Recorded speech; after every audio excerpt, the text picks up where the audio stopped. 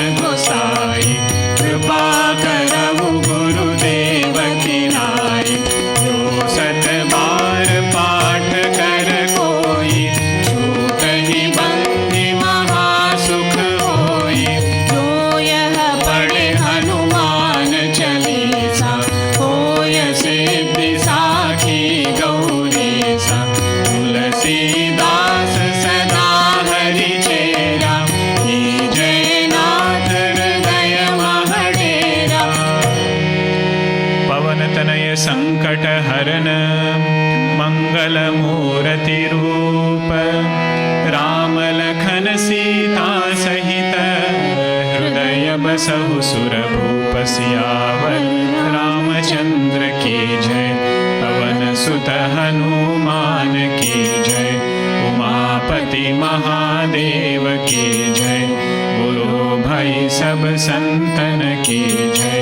श्री सद्गुरुनाथ महाराज की जय।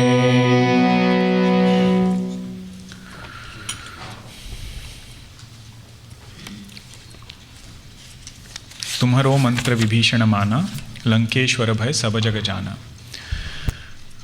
Hanumanji had this unique ability, unique skill, very convincing way of speaking. So much so that he could get Sitaji's trust in Lanka, could get Vibhishanji convinced in Lanka. That was his purity, that was his tapasya. Tumharo mantra Vibhishana mana. Vibhishanji wholeheartedly accepted your advice, left Ravana, came to surrender to Bhagavan Rama. So Sharanagati is the main theme of Sundarkanda, and we saw a shloka for that. Can we chant together? Anukulyasya sankalpah pratikulyasya varjanam rakshishyati iti vishvasah shat गोप्तृत्वं वरणं तथा आत्मनिक्षेपकार्पण्ये षड्विधा शरणागतिः. These are the 6 forms of, or 6 steps in Sharanagati. Anukulyasya sankalpah pratikulyasya varjanam. First step is making a resolve that I want to bring the right things in my life. Shubhecha, auspicious resolve.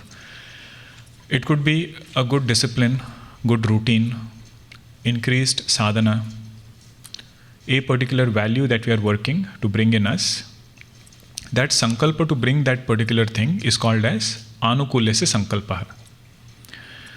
Devotion to the Lord cannot start without step 1. Means if you are wanting step number 6, the place where I should start is step number 1. Anukulasya sankalpah pratikulasya varjanam. Whatever erroneous thing is there, that I am willing to let go. Gurudev says in one place, if you are not ready to change, why do you come here? He says, Gurudev, you do whatever you want, but don't change me. This in Vivek Chudamani camp he says, scriptures are here to change our way of thinking. And if you are not willing to do that, then our Sharanagati will stop at step 1 only. Pratikulasya varjanam. This morning we were seeing the word Atma Shuddhaye. That Karma Yogi does actions for purity of one's own mind. And he is offering his karmas to Bhagavan. One facet of that is, I can offer only that thing which I as a jiva have and Bhagavan does not have. Then only offering is meaningful, right? If somebody already has it, you say, here I offer this thing to you. You say, what is that thing that Bhagavan has or jiva has and Bhagavan doesn't have? You say, all our negativities.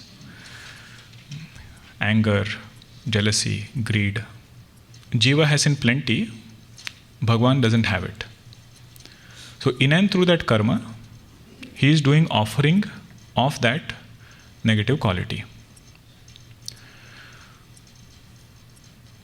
Pratikulasya varjanam. Varjanam means to give up. Pratikulya means whatever things will obstruct in my sadhana. All those things is giving up. Anukulasya sankalpah pratikulasya varjanam rakshishyati iti vishvasah.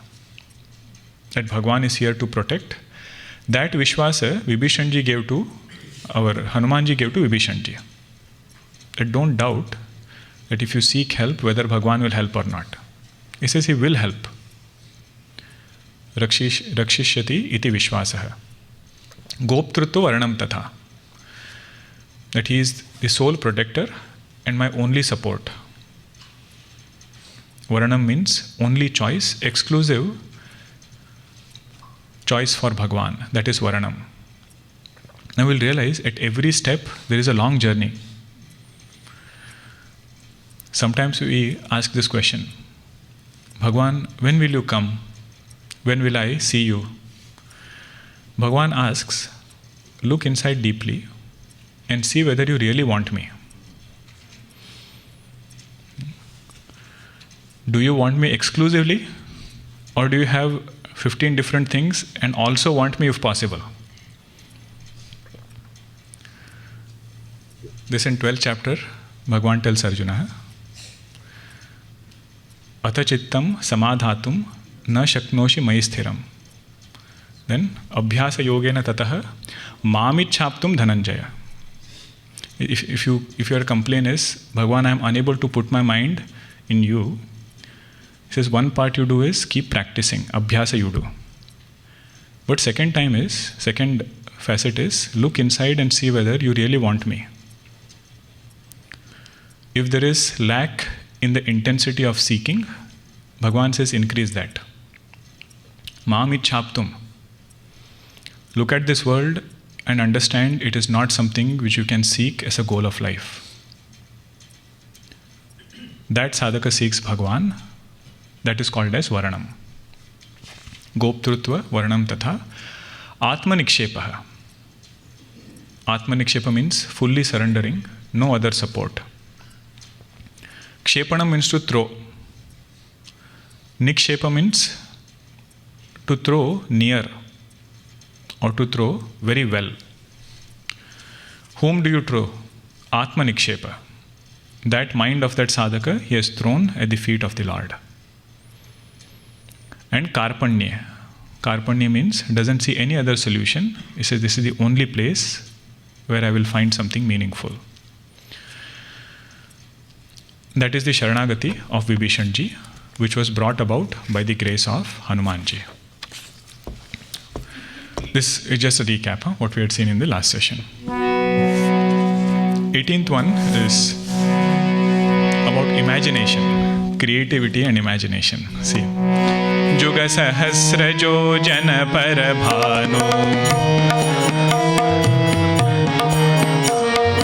Lilyo tahi madhura phalajanu Juga sahasrajo jana parabhanu Lilyo tahi madhura phalajanu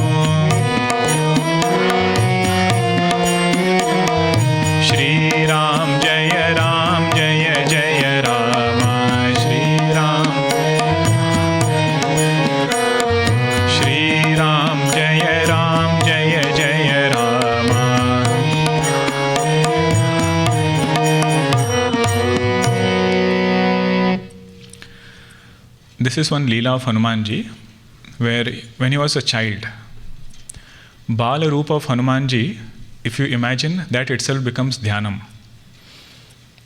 Very small monkey, Bala Rupa, having so much of power. And that age is such, even a child, any child, feels there is nothing unachievable. As we grow older, society conditions, our own life experiences condition, then we start doubting ourselves. Oh, this particular thing, if I start, what if I don't get it? But child's mind, it is said, is very, very open, very creative, has a lot of imagination. Hanumanji was one such child, where one evening he sees sun setting. Even now, if you see sunset, sun looks like a fruit. Ripe apple, very beautiful. But he didn't stop at that. Leapt in the sky to eat that fruit. So much was his power that all devatas started trembling. Sankat Mochan, the first verse is this. That when Hanumanji leapt in the sky to eat the sun, devour the sun, all the three worlds went in darkness. Devata started praying to Bhagavan. He said, Bhagavan, do something, otherwise this whole earth will be in trouble. So Indra Bhagavan comes with his thunderbolt and hits Hanumanji with his thunderbolt. Small boy, hit by thunderbolt of Indra. Only damage that happens to Hanumanji is there is a dent on his chin. That is how he gets the name Hanuman. Hanu means chin. Mana means a dent on the chin. The one who has it is called Hanuman. Now that is his power, that is his greatness. And these Rishi Munis who are around, they say every time this boy will get into trouble. He's so energetic, so full of energy, you have to do something. So then he gets that curse as though, where he said, unless somebody reminds you of your strength, you will not remember it. That is this prasanga. Juga sahasra jo jana parabhanu, lilyo tahi madhura phalajanu. You leapt in the sky thinking that sun to be a delicious fruit. That is Hanumanji. Now if somebody is a devotee of Hanumanji, this prasanga is sufficient to meditate. He just meditates upon how Hanumanji walked around, how he leapt in the sky, again how did he come down. That is his Leela, that is his Alambanam, support for meditation. Whomever we love, if we want to know more about that person, let us say we have respect, reverence for some social worker. What is the natural expression of that reverence? So we want to know more about how did this person live his life? What all things he did? Different situations when they came in his life, how did he respond? Same thing when this desire comes for knowing the actions of Bhagavan. That is one form of bhakti. Just like a person does so many actions, Bhagavan also does his leelas. And this particular episode is one such leela. The symbolic aspect of this is, it is said as a sadhaka, we should be a perennial learner and have a lot of jijnasa, curiosity to know this world. Not out of discontentment, out of fullness only, but it's a different way in which this person can remain inspired. And that expression of creativity, enthusiasm, is seen very vividly in a child. I had read about this Toyota car company where they conduct a competition called as Dream Car Art, where they give a problem statement to young children and ask them to draw your dream car. All they have to do is put a Toyota logo in the front so that it matches with their theme. And all of those submissions are on the website also. It's so heartening to see how creative a child can get in just drawing a car. Some people have drawn trees, some people have drawn some other things which they connect with. And they say this is how a car should be. And the organizer of this Dream Car Art, I was reading one of his interviews and he said, we arrange this contest because 30 years down the line, they will be our customers.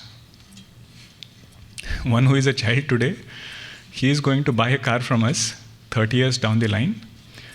If we can tap into that creativity, of course they are not going to design a car with trees and forest and everything. But he says that is a window towards opening into some new idea. How you do it is different. This is how you think about a particular topic. So Puja Guruji has given this facet to the verse, that creativity is something which is to be protected. Child's mind is always pure and child's imagination runs very high. he always asks questions about the sun, moon, and the stars. How does it rain? Where does it come from? He does not ask questions about power and money until he grows up. That is this verse, protecting our creativity, wanting to learn about things. Next Chaupayi is Hanumanji going across the ocean. Just one leap across the ocean, very beautifully presented, lot of things packed in this Chaupayi. 19th one. Prabhu mudrika meli mukha mahi, Prabhu mudrika meli mukha mahi, jaladhi langhi gaye achar janahi, Prabhu mudrika meli mukha mahi, jaladhi langhi gaye achar janahi, Shri Ram Jaya Jaya Rama, Shri Ram Jaya Jaya Rama, Shri Ram Jaya Jaya Rama. Read the second line first. Jaladhi langi gaye acharaja nahi. Hanumanji jumped across the entire ocean. Goswami Tulsidas is telling us, don't be surprised by this fact that he jumped across this ocean. Jaladhi langi gaye acharaja nahi. Acharaja means ascharya. There is no surprise that Hanumanji leapt across this whole ocean. Why is it so? Prabhu mudrika meli mukhamahi. Because he was holding the ring of Bhagavan Rama, the ring that Bhagavan Rama gave, he was holding on his tongue. Prabhu mudrika. Mudrika means ring. Meli mukhamahi. He kept that ring in his mouth. That is why don't be surprised that he leapt across that entire ocean. The symbolic meaning of that mudrika is Nama Japa. The one who can keep name of the Lord on his tongue, in his mind, for however long we can. We should not be surprised if divine things happen in that person's life. Nama Japa is something which will really take place only when we start with sitting in one place and doing 1 round, 2 round, whatever rounds we can. Then it will be effortlessly happening throughout the day, not in the beginning. There was one sadhaka, he went to a Mahatmaji and said, Mahatmaji, my sadhana, Nama Japa as mala, that I am unable to do. Too busy. But throughout the day, my mind takes Bhagavan's name. He said, taking Bhagavan's name throughout the day happens for Siddha Mahatmas, not for a sadhaka. Sadhaka's journey will start with one place sadhana, more and more sambandha, that blossoms into effortless remembrance of the Lord. And if somebody says, I've got an effortless remembrance, but I'm unable to sit down and take his name. Actually, the 6th devotion is very beautiful. What does Bhagavan say? Chatadama sila birati bahu karma, nirata nirantara sajjana dharma. Navada Bhakti. 6th form of devotion is, his mind wants to quickly finish his work so that he can come and sit and take Bhagavan's name. His journey started that whenever he sat down to take Bhagavan's name, work will pull his mind out. It would be a struggle to do the second mala because he says, Bhagavan, I have so many other things lined up. And now he has reached a stage where whatever work he is doing, that he feels, Bhagavan, may I finish that quickly so I can just abide in your name. Chhata dama sila birati bahukarma, vairagya from too much of activity.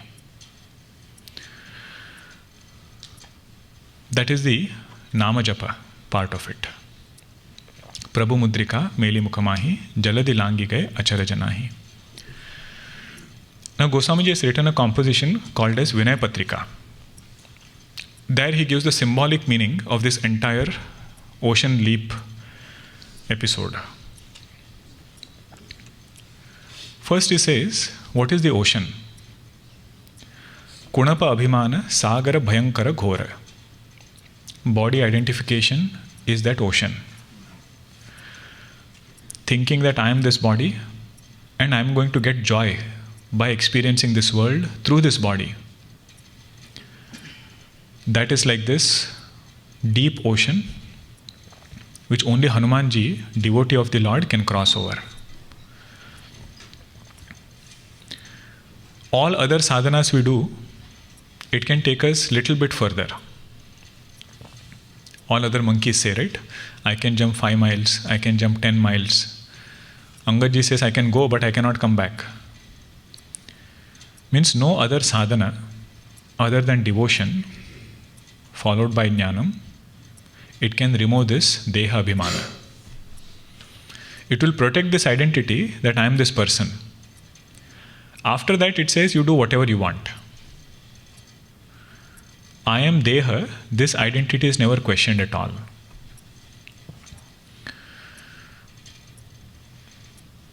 That is one facet. The ocean symbolizes deha abhimana, body identification. Now when Hanumanji jumps, there are 3 different obstacles that come. Story part is okay, we have heard it several times. But the symbolism part, we can reflect more and more. The first obstacle that Hanumanji meets is Mainaka Parvat. Mainaka Parvat was a relative of Hanumanji through Pavan Devata. He was uncle, as the remote uncle of Hanumanji. So Mainaka Parvat comes and he says, Hanumanji, you are going on a long trip. Please take some rest. Please spend some time here. Then you continue your journey. Otherwise you don't know how long this flight is. Have some water, have something. Hanumanji only does sparsha, touches Mainaka Parvat, and he says, Rama kaja kinhe binu, mohi kaha bishrama. Without fulfilling my Bhagavan Rama's work, where is rest for me?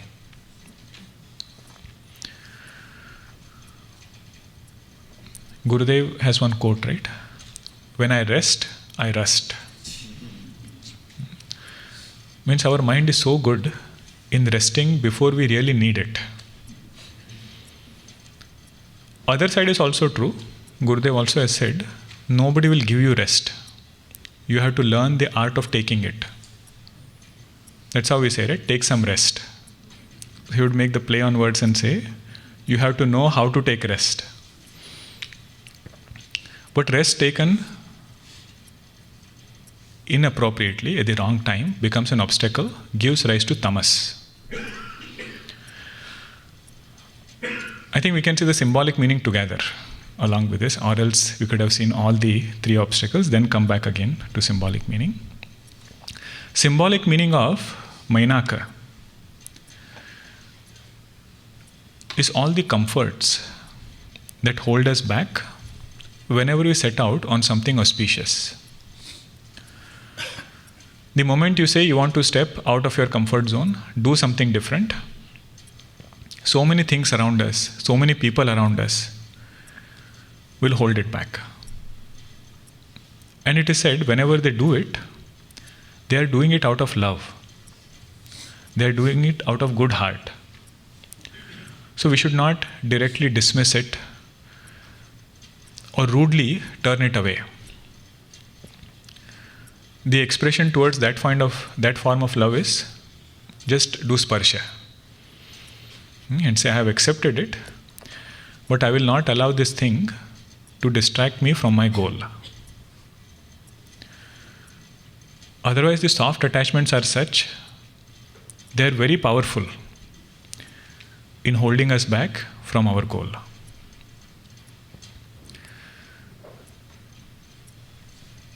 Best example comes whenever you say you want to join Sandeepany. That is the most precise example of this, Mainaka. So 2 years you want to go and study. All your friends, all relatives who are there, out of good heart only they will say. It's the same knowledge you can get here also. And they will quote verses from Bhagavad Gita. Bhagavan has said compared to Vividisha Sannyasa and Karma Yoga. Karma Yoga excels. There we should appreciate all this is done with good heart. Seek everybody's blessings, but at the same time, don't miss your goal. Mahabharata example of this is Shalya. Shalya, when he was coming with his whole army, at every step he got treated with delicacies. Everybody arranged nice spread of food, accommodation, everything was arranged. Think about it. You go somewhere and in between people are waiting for you at the airport, with that name. They take you to the hotel, food is taken care of. Naturally you will feel some kind of loyalty towards the person, some kind of affection towards the person who has done it. Shalya feels Yudhishthira is doing all of these things.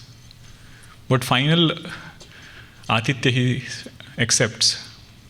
Atitya means whatever things were given to him, everything he accepts. Last station, then realizes it was given by Duryodhana. But because he has taken everything, he ends up saying, I cannot go to Yudhishthira's side now. Although my heart is with Yudhishthira, I will fight on the side of Duryodhana. These are soft attachments. Whatever we have accepted, whatever comes our way, if you are not careful, that attachment can be powerful enough to distract us from our goal. More contemporary example is when children want to join universities.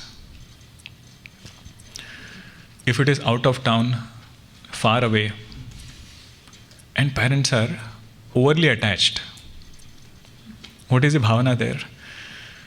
There are so many good schools here. Everything is taken care of, so many other things are there.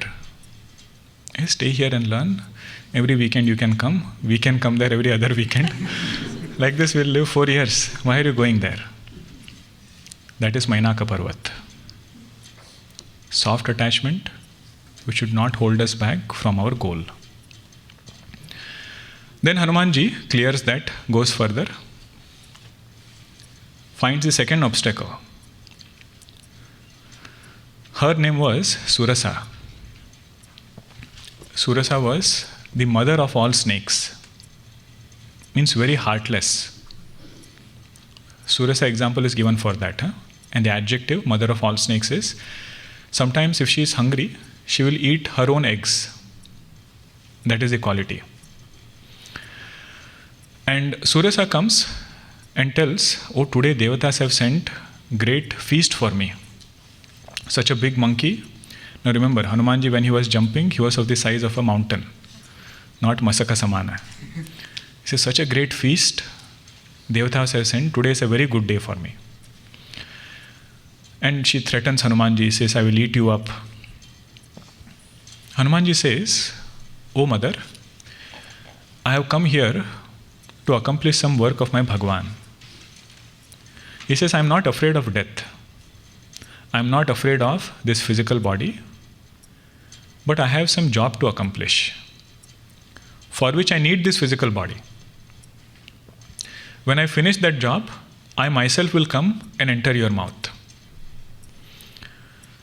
Hanumanji's every step is a sadhana pointer for us. When it is said in Vedanta, let go of body identification. Vedanta is not telling us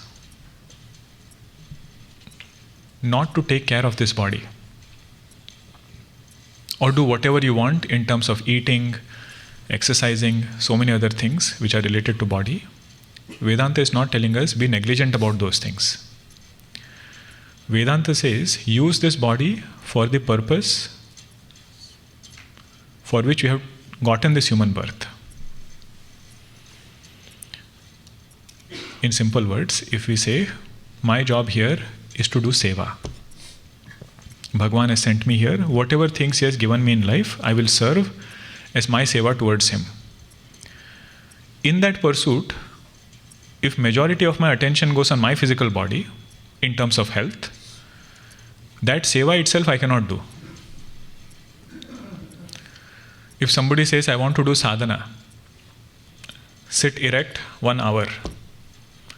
After half an hour, body starts demanding attention. He says, that is not kind of sadhana we want. Healthy perspective towards body is, I will keep body such that I can invest it in my main goal. Ashtanga Yoga, one limb of that Ashtanga Yoga is asana. So whatever we learn as Yogasana is one part of the 8 limbs. There are several facets, Ashtanga Yoga, it's 1/8. And the whole purpose is this. If in Ashtanga Yoga the sadhana is meditation, how can I sit erect for extended period of time without body demanding attention? Whatever I need to do, that will be part of my sadhana only. Externally, this person might seem to be doing gym, going for walk, going for a hike. But internally he is clear, this again is related to my main work. That is the Surasa who tells Hanumanji that I am going to eat you up. Hanumanji says, I am not afraid of losing this body. But let me finish my work first. Then whatever happens, that is up to you. Surasa doesn't listen. She opens her mouth wider. Hanumanji becomes twice the size of the mouth that Surasa has opened. She opens even wider. Hanumanji becomes twice the size. Surasa is not opening in any proportion. Just out of her anger she is opening. Hanumanji precisely into 2 becomes twice the size. Guruji says, this is how we eat a burger. Surasa style. Opening the mouth wide. And Hanumanji wonders, for how long will this go? She is opening her mouth wide, I am opening, I am becoming twice the size. He says, this is not going to help. Bhagavan's work will not be accomplished with such kind of unhealthy competition. Very quickly becomes size of a mosquito, goes inside her mouth, comes outside, becomes big. He says, Surasa, you told me that you will eat me. I went inside your mouth, came outside. You did not eat, that is your problem. I fulfilled the clause, contract is done. Surasa says, this is what I came here to test. Devatas have sent me. They wanted to see if Hanumanji is going to Lanka. He cannot survive there only on Bahubalam. Bahubalam means strength, physical strength. If he has to survive there, he needs Bahubalam, Sharira Balam. Sometimes Bahubalam you get other thoughts, Sharira Balam also he needs, and he needs Buddhir Balam. And Buddhir Balam is to understand when to become small, when to become big. So Hanumanji demonstrates there, you can become small in your opinion, if at all we want to accomplish Bhagavan's work. Those places where it is expected that we have to take a stand, lot of things depend upon our decision. So there become big. Previously also we saw this. Sukshma Rupa Dhari, Siyahi Dikhava, Bikata Rupa Dhari, Lanka Jarava. Sukshma Rupa was becoming small, but we cannot become small like Hanumanji in size. The symbolic meaning is becoming small in our strong opinions, and different views that we have. That is the sadhana of Surasa. Buddhir Balam, which was getting tested there. Surasa, another symbolic way to look at her is, she represents different problems in our life. Either it could be health level, family, work. Different challenges can keep coming. Every challenge we should not see as an obstacle. Because Surasa was sent by Devatas. That's how she says in the beginning, Devatas have given me this food today. Hanumanji catches hold of that phrase, Devatas have given. He says if she was a Rakshasi, she will never say, Devatas have given. So in our life, when different challenges come,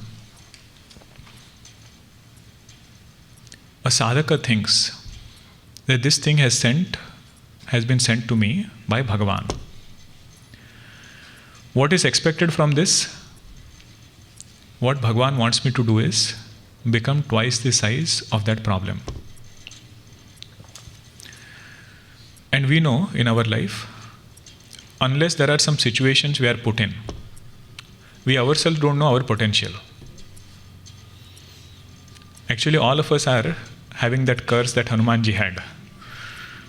Unless somebody reminds us, either in the form of a situation or a person reminding us, we ourselves don't know how much potential we have. But if we look at that challenge as something sent by the Lord, as an opportunity to become twice the size of that challenge, the samarthya, ability in that sadhaka, increases multifold. When all of us, when we came to this country, of course at different times you might have come. Think about your first week that you spent here. At least I remember mine very clearly. The type of challenges which were there. Simple thing like which side to walk, which side to drive, how to plan the day, and the way that things work over here. One way to look at it is sankat. How nicely you are happy there. Unnecessarily you came here, all these problems started. Another way is, if we can be like Hanumanji, become twice that size, then look back. Then you realize, this challenge which I thought was so-called challenge has actually made me so much stronger. You did not know to drive, never, drove back there. And here, everything we only have to do. Driving, grocery, taking care of kids, raising a family. All of that is the same bhavana that Bhagavan sends. If it has happened in the past, it can also happen in the future. I hope nobody can say that all my challenges are gone. That was the only challenge I faced, now everything is gone. He says it will keep coming. But whenever it comes, we should have the bhavana of Hanumanji, saying that this has come to make me twice in my abilities. Ability to handle things, go through situations. Whichever thing we have gone through and evolved, that thing doesn't bother us anymore. First time if you are going by flight, small change in gate also makes us feel anxious. If you are traveling frequently, see, even if cancellation happens, different flight, very easily you can manage. Like that, this sadhaka has gone through different situations in life. Family related, health related, work related. Yes, I have gone through this, nothing great about it. That is the second obstacle, Surasa. Third obstacle is Nisichari. There is this demon called as Nisichari who lives in the ocean. And Hanumanji is nicely flying up in the sky suddenly he starts feeling his speed is getting reduced. Not only speed, altitude is dropping also. Those aircraft shows they have, right? They show the conversation with the air traffic control. Whenever this happens, it's a mayday call. Mayday call means something is going wrong. It's chaotic. If your altitude drops, speed reduces, some engine is misfunctioning. So Hanumanji wonders, how come this suddenly speed is dropping and I'm coming down? That was this Rakshasi called as Nisichari. What she would do is, she would catch hold of the shadow of anything that is flying up in the sky. Holding on to that shadow, it will pull it down. And then eat it. It will not eat anything in the water. It will only eat that thing which is flying up in the sky. Hanumanji sees her. Mainak Parvat, what did he do? Touched Mainak Parvat. Surasa used his buddhi, won over Surasa. With Nisichari, he does not speak. Just gives her one blow. Nisichari attains moksha. Does not talk to Nisichari. Now, who is this Nisichari? This is the quality of Matsarya. Matsarya means jealousy. The word Matsarya is also beautiful. Mattaha sarati means somebody is going ahead of me. That feeling gives rise to jealousy. And this jealousy doesn't stop there. It very quickly transforms into criticism, ninda. And how does ninda come? It will always hold on to some dark spot. Nisichari, how did she bring that person down? Held on to the shadow. Like that, this ninda also will work by holding on to one dark spot and bring that other person down. And if such kind of matsarya we see in ourselves, don't have a conversation with that Rakshasa. Like Hanumanji finished it from the root, sadhaka should strive to finish it from the root. So Matsarya is Nisichari, and Hanumanji finishes that jealousy. Every manovritti, every thought is very systematically analyzed in our scriptures.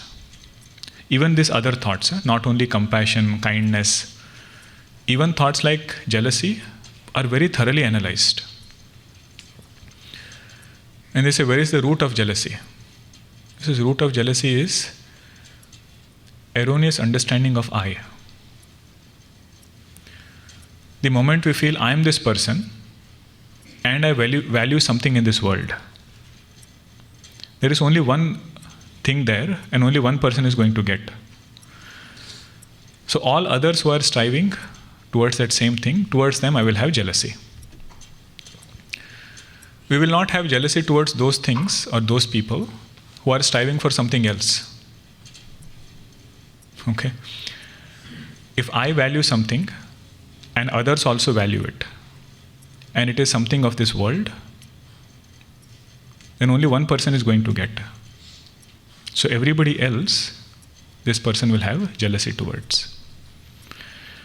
Simple example, if there is a car, and let's say one person is there, very, very fascinated by cars. Every other person who is wanting the same car, and let us say there is only one available there, towards other people who are striving for it, there will be some kind of jealousy. How did that person get and I did not get? They also value the same thing, this person also values the same thing, jealousy will creep in. Now if there is something else, let us say memorizing Bhagavad Gita, you want to do it or others want to do it, you don't have any interest for it, you are interested in car.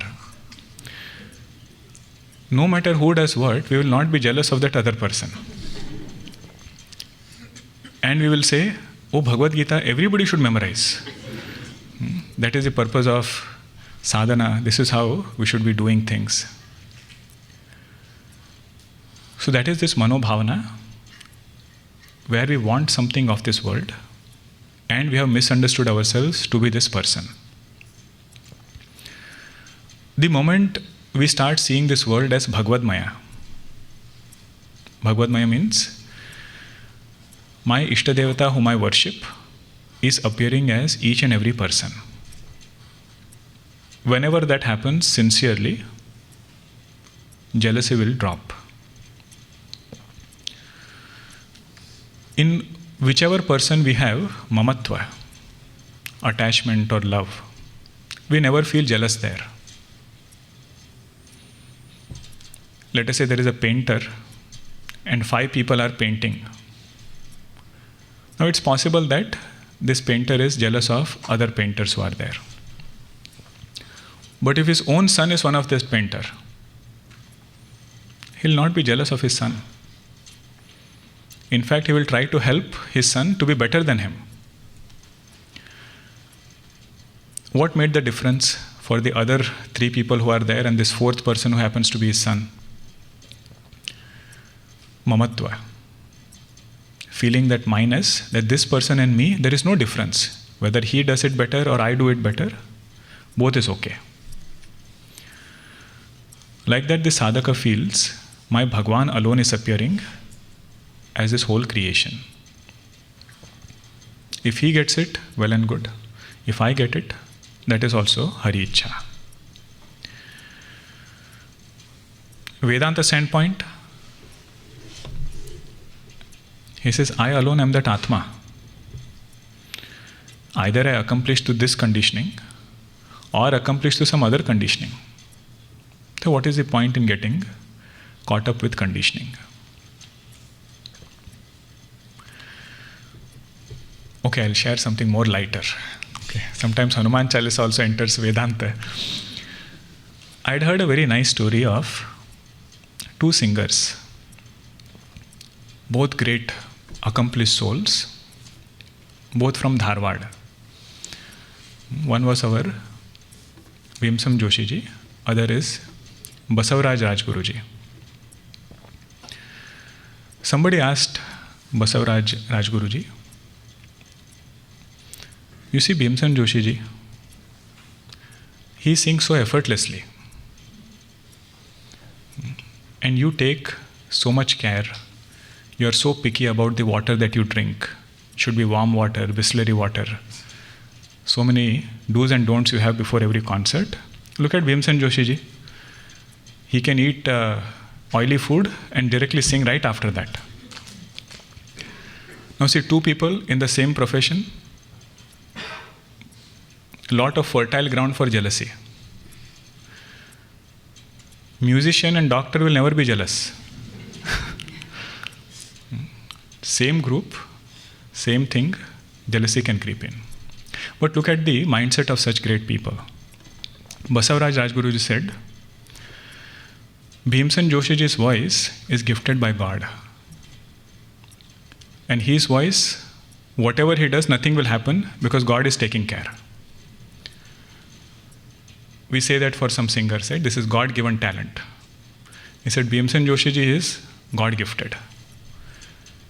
I am an ordinary person striving to get 2 meals a day with my music. He said, I have to be very careful about my voice. Means same statement, which could have given rise to jealousy for a sadhaka, this sadhaka is able to dissolve it. One of the main sadhana for overcoming this irsha, overcoming matsarya,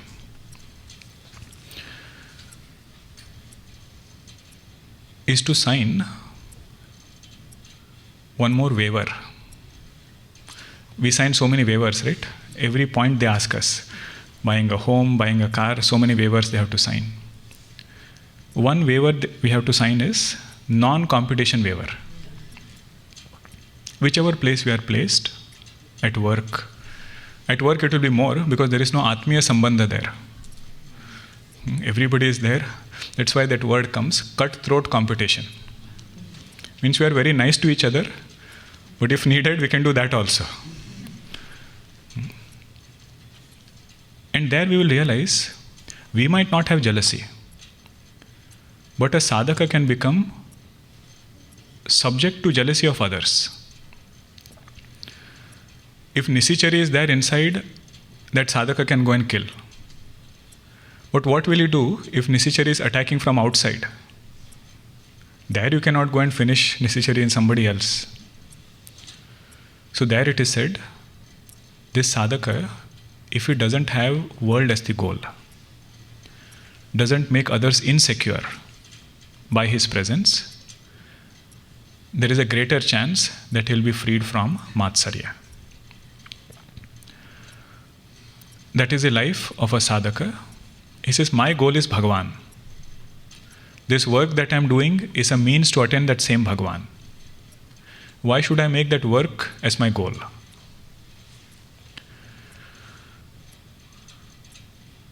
Now, naturally, the thought is, you don't know what it takes to be competitive in this world. If there is no drive, there is no competition, how are we going to be better? Says we don't need to only compete with somebody else to be better. We can also compete with ourselves. Every day, Bhagavan has to give us a blank slate. And he says, whatever you couldn't do yesterday, try to do it today. At every facet, every individual step, either in spiritual path, secular path. That is the same bhavana, where a sadhaka strives to be freed from this matsarya.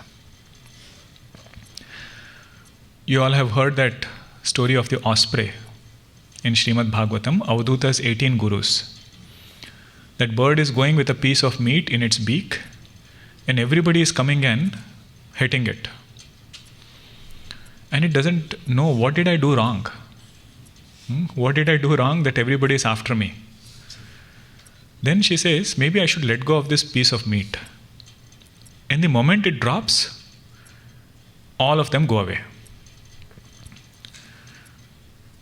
That is the symbolism of Matsarya.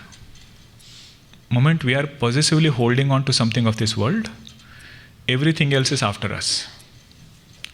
Moment we let go of that particular thing and hold on to the main goal, all other things also drop away.